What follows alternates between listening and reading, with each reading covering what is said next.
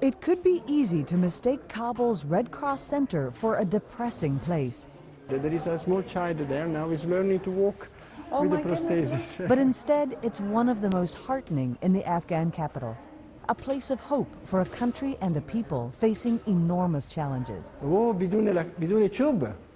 Here, the war-wounded and sick learn to walk again. Soldier, child, Talib, each fighting their own personal battle. Remarkably, the center makes high-quality, free prosthetics in its own factory, staffed entirely by former patients. Dr. Roberto Cairo, who now runs the center, has worked here for 30 years. In that time, he has helped countless disabled Afghans live better lives. There is a moment when they fit the prosthesis the first time. It's a very difficult moment because they understand that they have a hope to be able to walk again, and they will, but not in the same way. It's hard, it's tough, and some people, especially those with double amputation, sometimes they give up. Not 6-year-old Haibatullah. It has been only 6 months since the war stole his right leg, and today marks the boy's first day walking without crutches. Finding his balance on the new prosthetic takes practice, but his father is always there for him. Abdullah Khan says Haibatullah was playing in the street when shrapnel hit him. I was at work and got a call to tell me he was injured. When I came home, he was in the hospital and very seriously injured. He was playing at the front of the house. For a parent in a country with no safety net, the fear felt for a disabled child's future can be crushing. Organizations that can help in the absence of the state here are a lifeline. This place is very important. It's good we can bring him here because now he will be able to walk and rely on himself. If this wasn't here, he could have been disabled his whole life, having to stay at home. Dr. Cairo is the longest-serving international aid worker in Afghanistan. The new Taliban government is the 5th regime to have come to power in his time here. He's undeterred, and when the fighters swept into town, he was here, continuing his work. The humanitarian organization, they have to stay, they have to work. If they leave, who stays? Yet, he is to some extent the exception. When the government collapsed and the Taliban seized power in August, aid agencies and international aid workers largely left the country. The Taliban has attacked, kidnapped and killed both Afghan and international aid workers throughout the war, rarely respecting their impartiality and non-combatant status.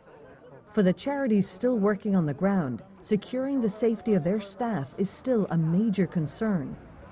They need the Taliban's cooperation to be able to work in the country, something the World Food Programme's country director Mary McGroarty says is so far happening. What's it like working with the Taliban? They're not a homogenous group. I mean, we have to engage with them. We need access to the people in need.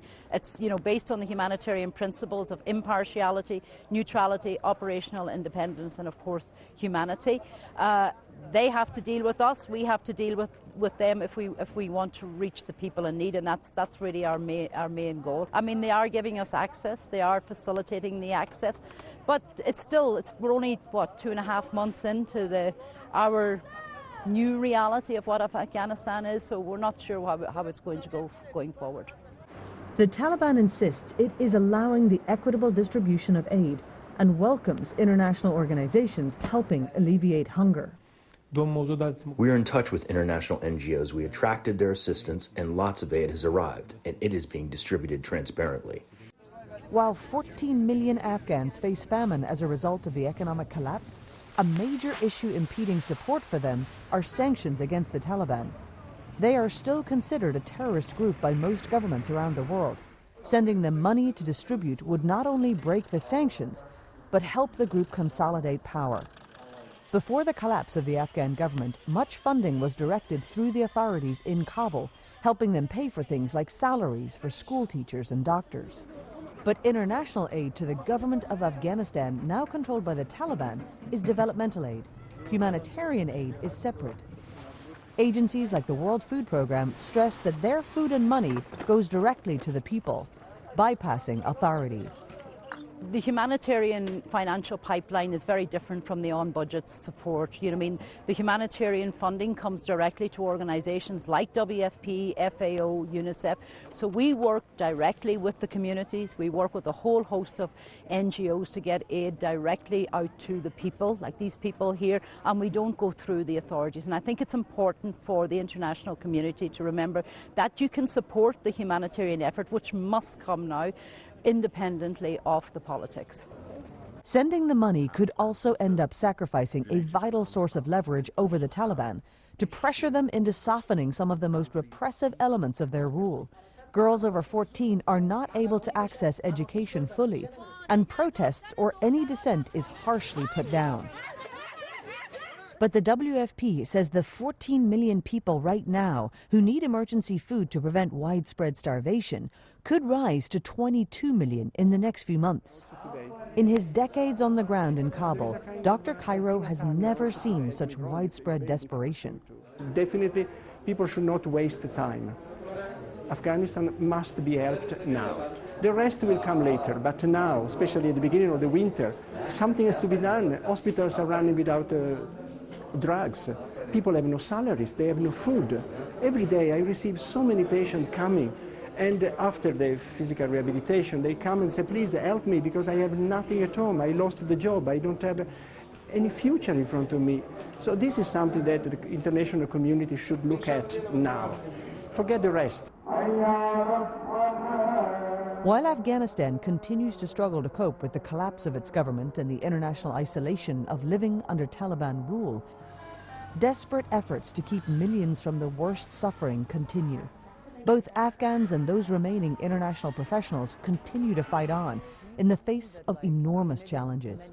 How do you keep going all these years despite the setbacks? The work is keeping me here. It's the best work in the world. And it's so rewarding what we are doing. And you see people coming here crawling, sometimes crawling, and they leave walking again with dignity. Afghanistan has been embraced, occupied, and then abandoned by the wider world before. This time, its people find themselves struggling to survive the collapse of US-led efforts there. While the humanitarian crisis grows and the world struggles to decide how to react, time is running out.